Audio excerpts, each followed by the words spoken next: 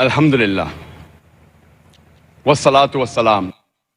ये पहली एक जलसे की एंट्री है। बम्बई में जलसा हो रहा है और जाकिर नाइक साहब स्टेज पर आते तो पहले डुम डुम, ऐसा लगता है कोई मौलवी या कोई स्कॉलर नहीं आ रहा है, कोई विलन आ रहा है और आते ही पूछेगा कितने आदमी थे। अमजद खान आ रहे हैं। ये कौन सा कल्चर है भाई? अभी स्टेज पर आपके इस मस्तक पर उलमा आए, मैं आया, मुझसे पहले और भी खतीब आए, शोरा आए, आपने कैसे इस्तकबाल किया? बोलिए। नारे रिसालत आ रहा था खतीब, लेकिन आप तारीफ बयान कर रहे थे अल्लाह। नारे तकबीर ना अल्लाह अकबर, यानी अल्लाह बहुत बड़ा है। नारे रिसालत, नबी का नारा लगाओ, मतलब या रसूल अल्लाह। आ रहा है अहले सुन्नत का आलिम दीन, लेकिन आप तारीफ अल्लाह रसूल की बयान कर रहे हैं। ये हम अहले सुन्नत का तरीका और ये इनका तरीका है। जब ये आ रहे हैं तो पहले से पीछे से ढोल डुम डुम बजते हैं, लाइट आता है, फिर वो कौन सा क्या है पता नहीं, अल्लाह जाने, प्लेटफॉर्म से आ रहे हैं, गोला खुलता है, गोले में से आप बरामद होते हैं। अभी दूसरी एंट्री भी देखिए, उसके बाद फिर हम बात करते हैं। ये दूसरी एंट्री है। जैसा कि मैंने अर्ज किया, ख़वातीन व हज़रात, हमारी ये आज की आखिरी नशिस्त है।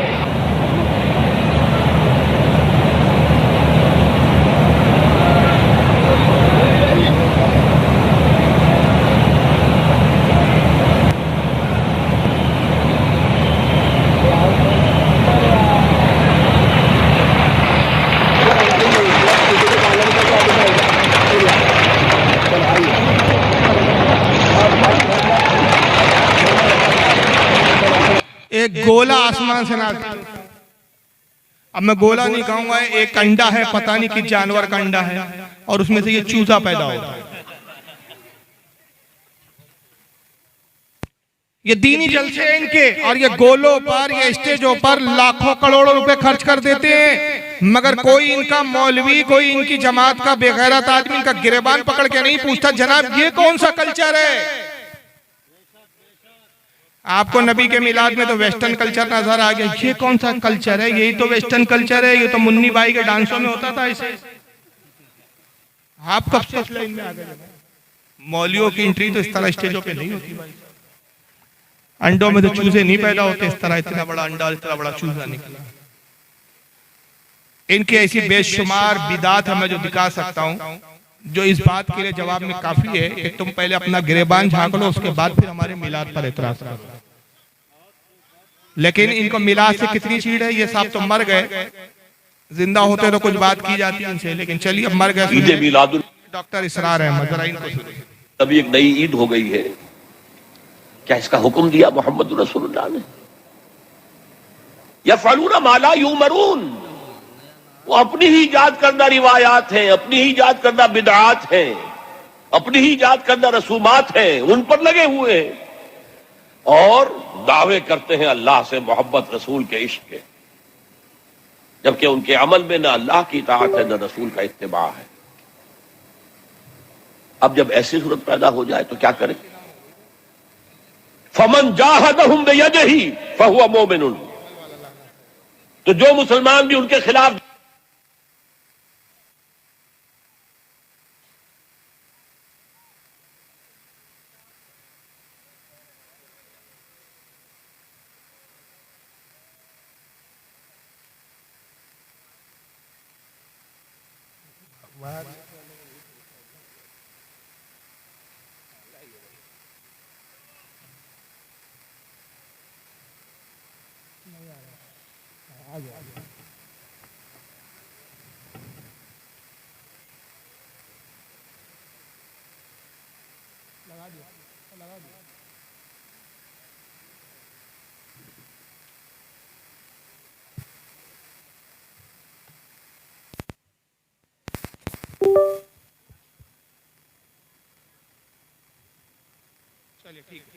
सुनिए।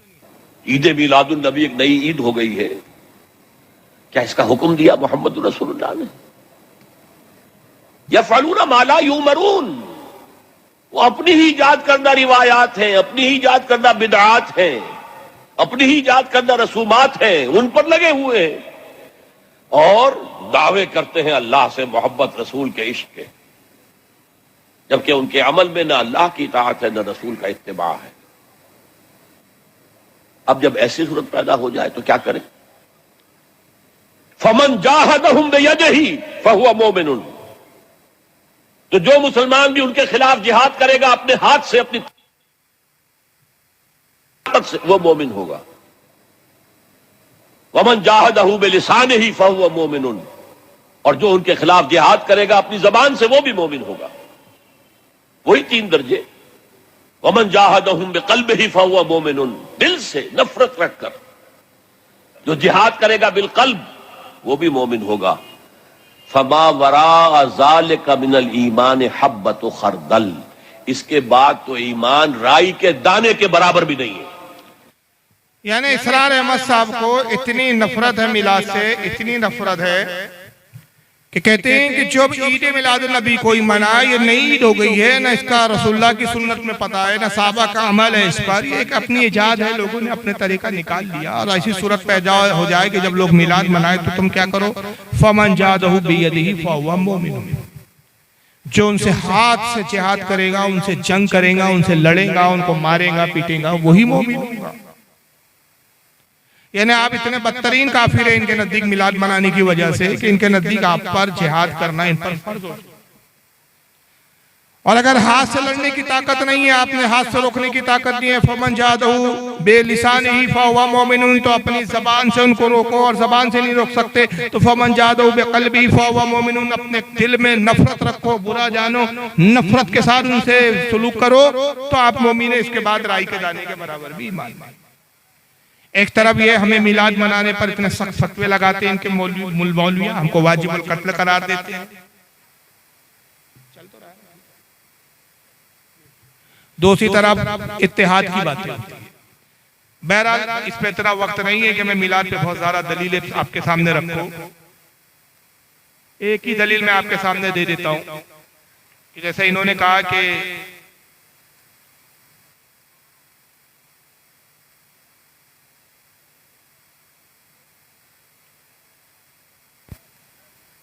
ये देखिए, ये सही मुस्लिम बुखारी के बाद सबसे अहम तरीन किताबों में शामिल है। सही हदीस नंबर 2639, किताब उस्सियाम। अन अबी कतादा अल अंसारी रदियल्लाहु ताला, हज़रत अबू कतादा अंसारी रदियल्लाहु ताला से रिवायत है, वो कहते हैं अन्ना रसूलुल्लाह सल्लल्लाहु अलैहि वसल्लम सुइला अन सौमिल इस्नैन, कहते हुजूर सल्लल्लाहु अलैहि वसल्लम हर पीर के दिन रोजा रखते थे। तो साहबा ने पूछा, अल्लाह के नबी क्या बात है कि आप हर पीर को पाबंदी से रोजा रखते हैं? फकाला फीही उलितो व फीही उनजिला अलैया, कहा मैं पीर के दिन इसलिए रोजा रखता हूँ कि इसी तारीख को, इसी पीर के दिन मैं पैदा हुआ और इसी पीर में सबसे पहले मुझ पर वही नाज़िल। गोया हुजूर सल्लल्लाहु अलैहि वसल्लम ने साल भर अपने मिलाद को, अपने पैदाइश के दिन को याद रखा और बतौर शुक्र अल्लाह की बारगाह में वो रोजा रखते थे, अल्लाह की रज़ा की। तो जब हुजूर हर साल उसको, हर पीर को रोजा रखे और अपने मिलाद को याद करे, तो क्या हम साल में एक बार भी इसको याद ना करें? अब आइए, मैं मिलाद के ताल्लुक से बहुत सारी बातें हैं, लेकिन उतना वक्त नहीं है। जैसे कि मैंने कहा, अरे क्या हो गया भाई, इधर आइए, उधर बैठिए, सब चलिए।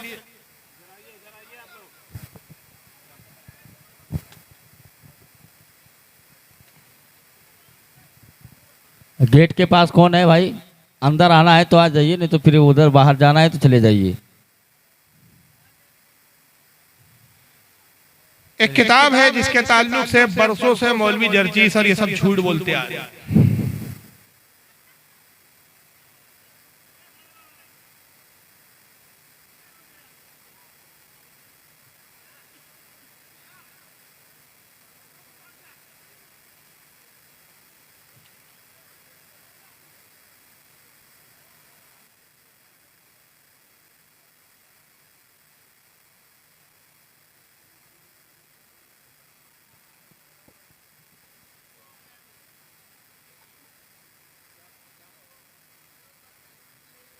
जी चलिए, ये आखिरी वीडियो जो मैं बता रहा था आपको, ये है आपका कस्बा गोला, और आप ही के बंगाल में एक आता है लाल गोला में इसकी कैसी लाल हुई है।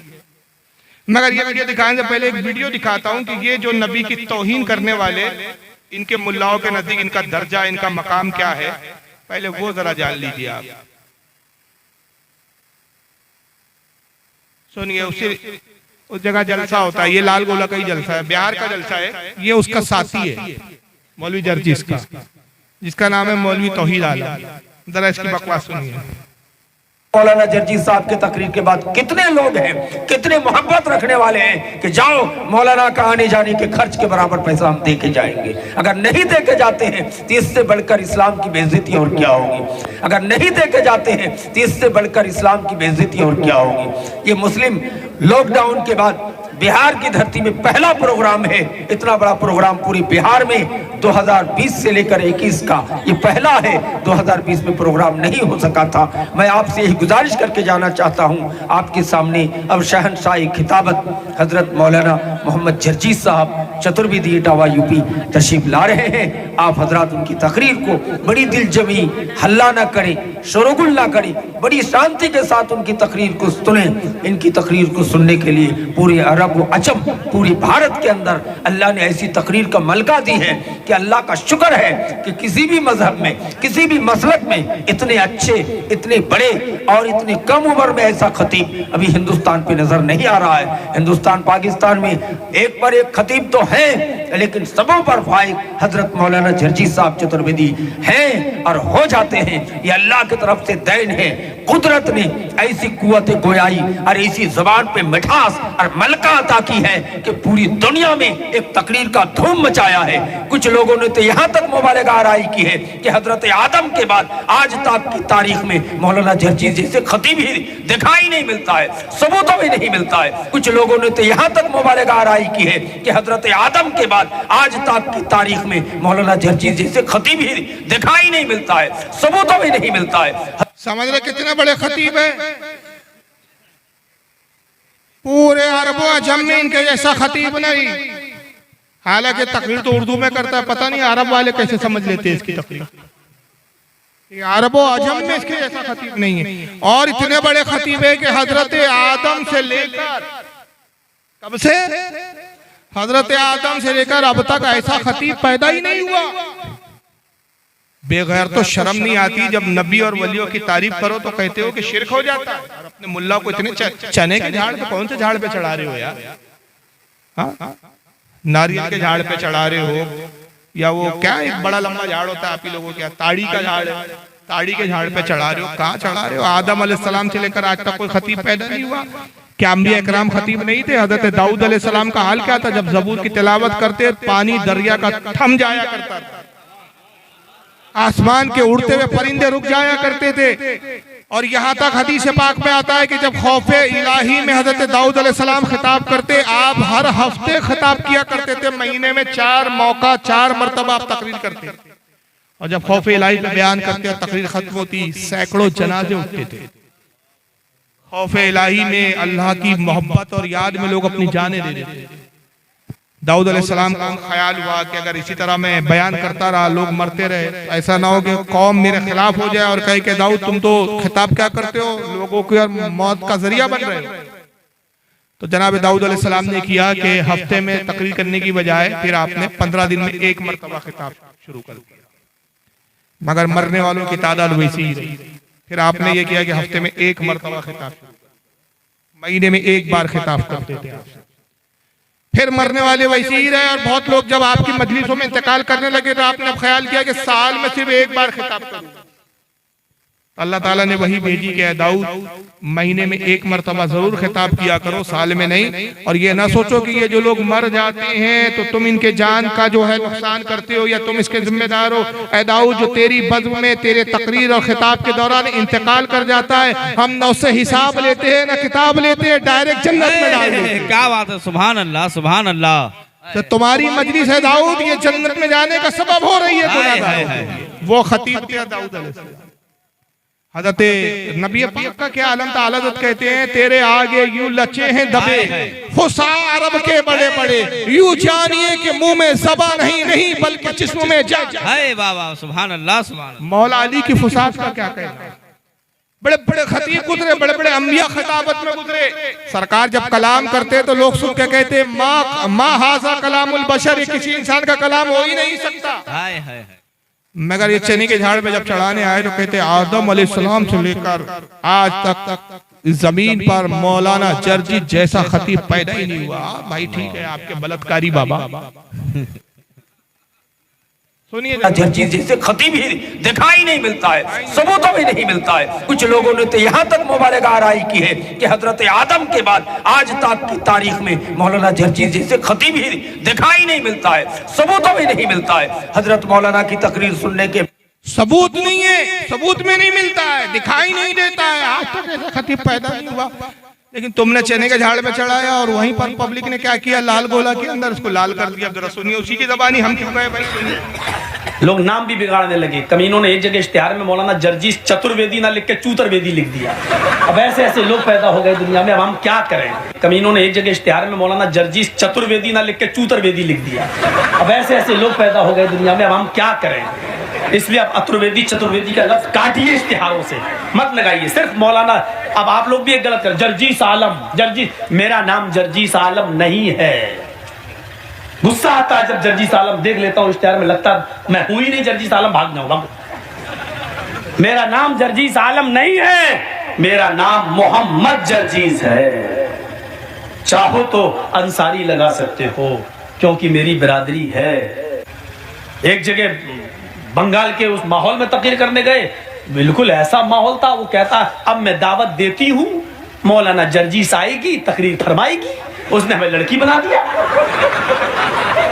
अनाउंसर। और लाल गोला की तरफ तकरीर करने गए, वो हमसे कह रहा है अब मैं, आप अदब के साथ बैठी है सब लोग, मैं आपका बहुत शुक्र अदा करती हूँ। अपने आप को भी लड़की बना रहा है और मेरा अनाउंसमेंट। अब मैं आपके सामने मैं मौलाना जर्जीस चतुर्वेदी को बुलाती हूँ।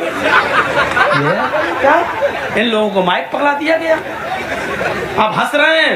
मेरी आंखों में आंसू थे उस वक्त। देखिए क्या बना रहा है मौलाना जर्जीस, जर्जीस भी नहीं, मौलाना जॉर्जीस। कहां से खींच कर लाए गोल जॉर्जीस। लग रहा है पता नहीं हम वहां से नागालैंड से आ रहे हो।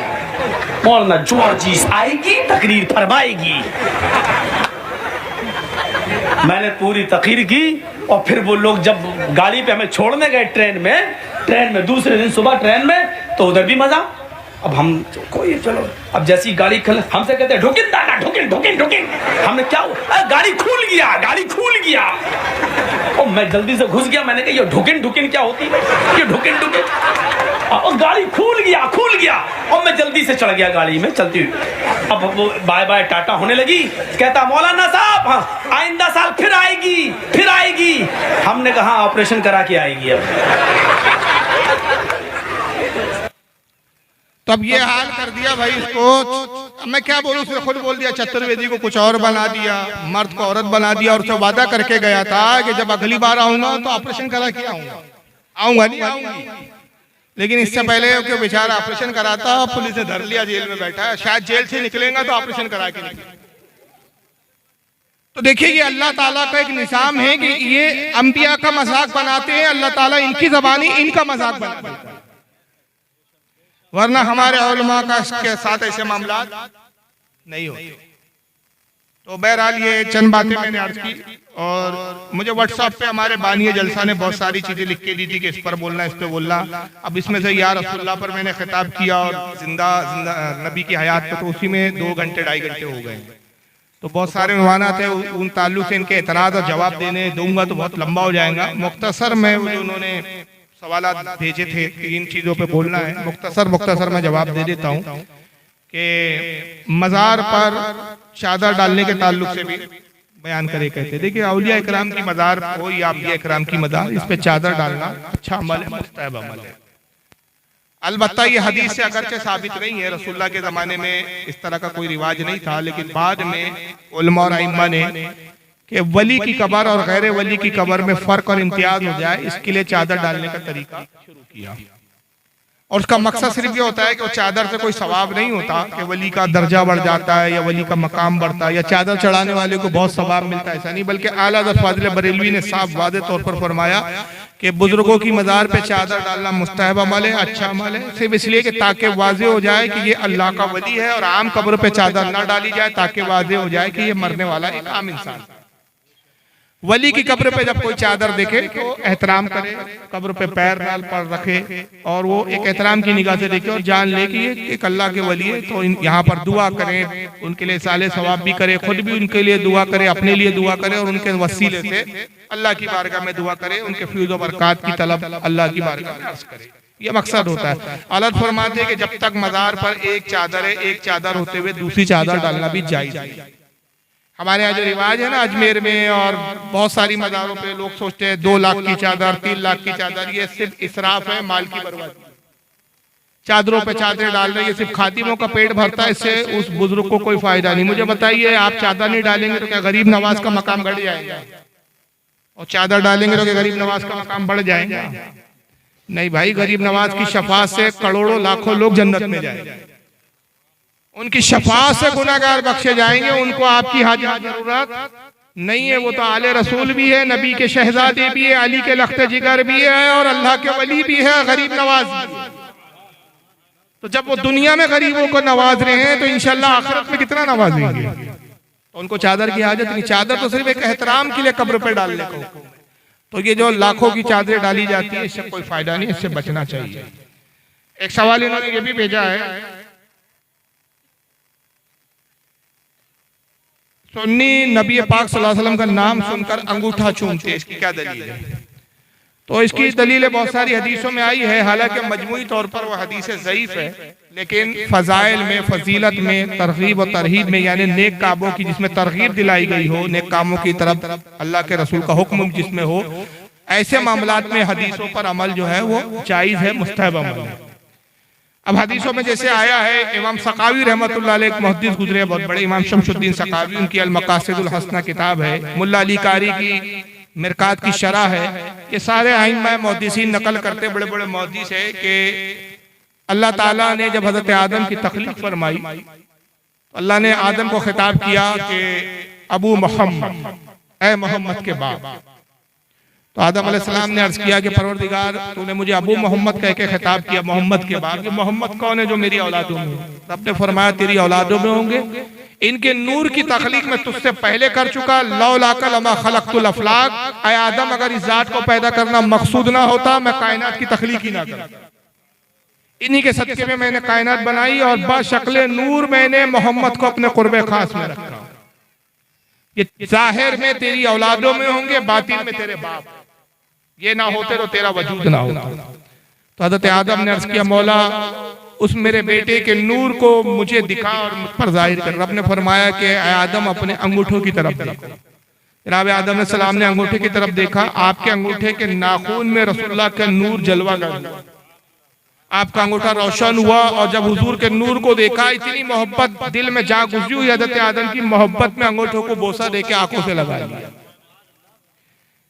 वहां से हज़रत आदम की सुन्नत बनी। फिर इस सुन्नत पर अमल जनाब अबू बकर सिद्दीक ने किया। इमाम सकावी कहते हैं कि एक मरतबा सरकार तशरीफ फरमाते, मस्जिद में अबू बकर भी थे और हज़रत बिलाल अजान दे रहे।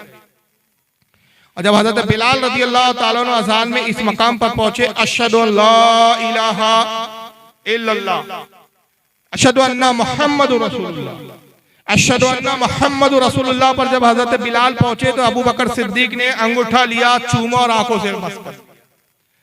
सरकार ने देखा, मुस्कुरा दिया। जब अजान खत्म हुई तो आपने फरमाया, अबू बकर तुमने ऐसा क्यों किया? अर्ज किया, या रसूलल्लाह, आपके जद्दे आला आदम ने ऐसा किया, उनकी सुन्नत मैंने अदा की। जब आपका नाम आया, उन्होंने आपके नूर को देख के बोसा दिया, मैंने आपके नाम को सुनकर बोसा दिया।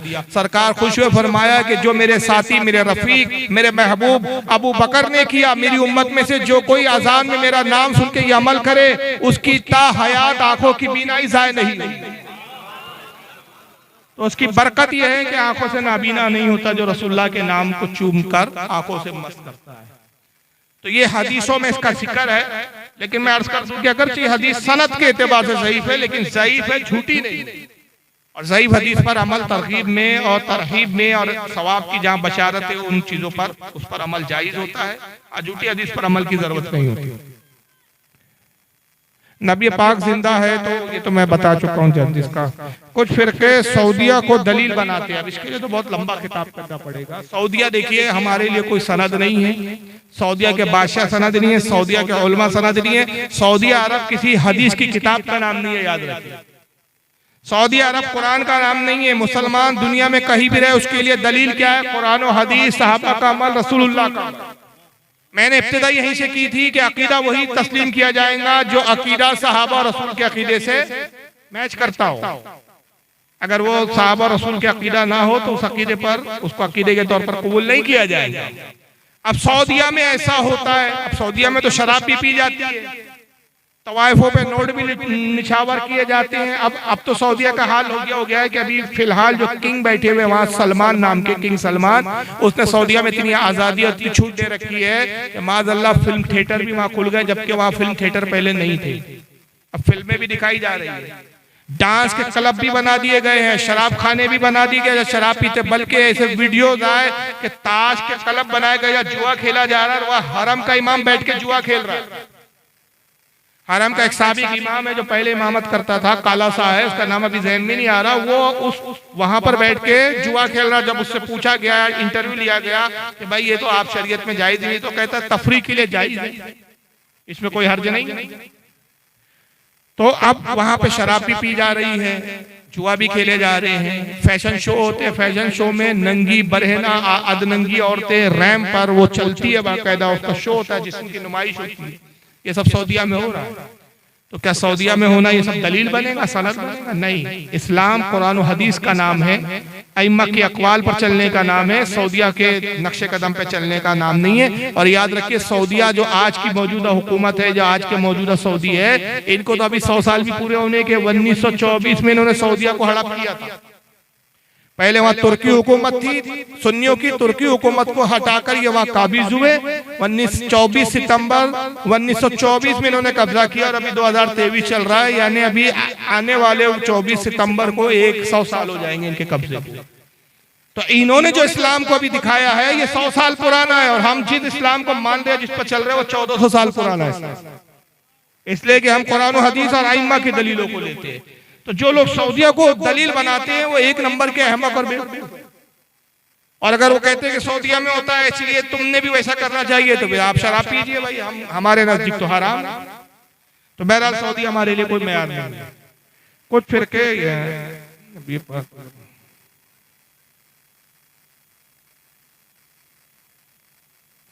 अब ये आखिरी सवाल है कि मजार चूमना जैसा कि दूसरे फिरके बिद्दत बताते हैं और शिर्क कहते हैं, ये कैसा है?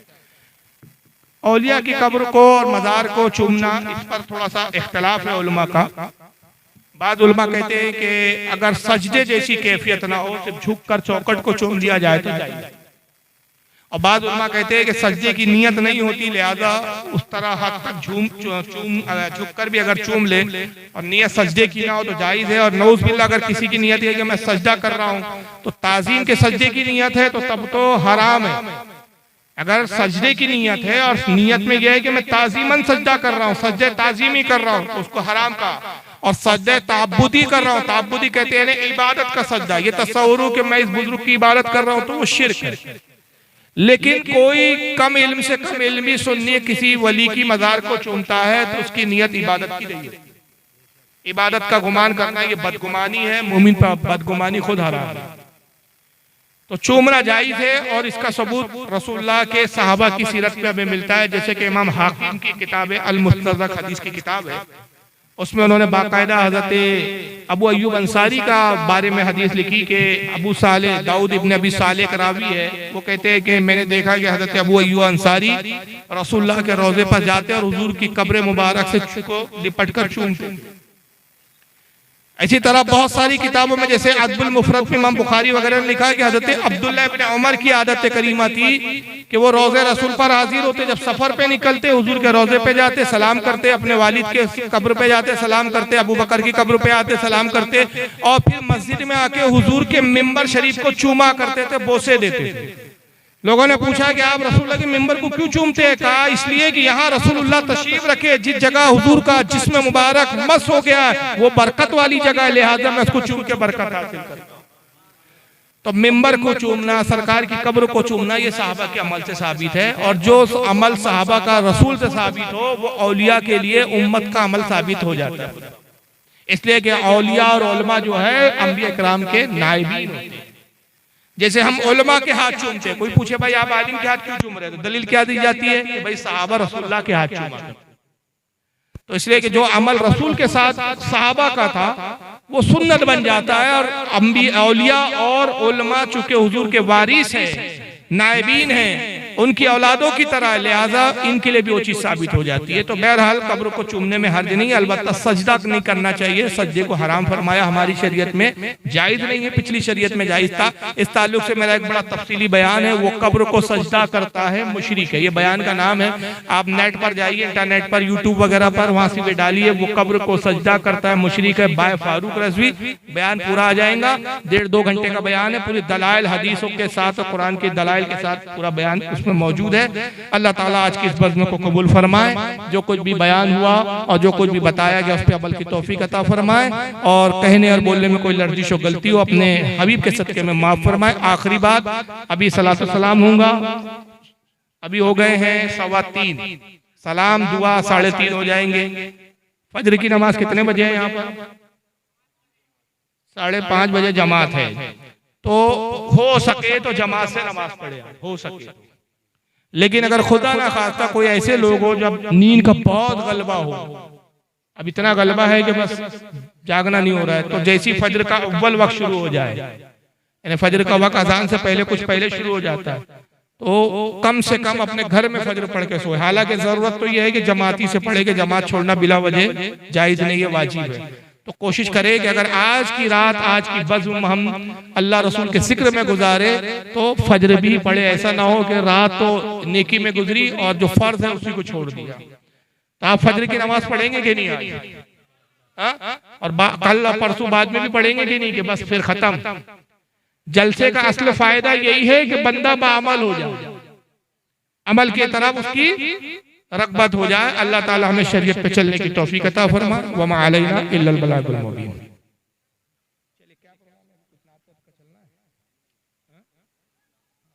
क्या आ गया आपका प्रोग्राम के हिसाब से चला जाए।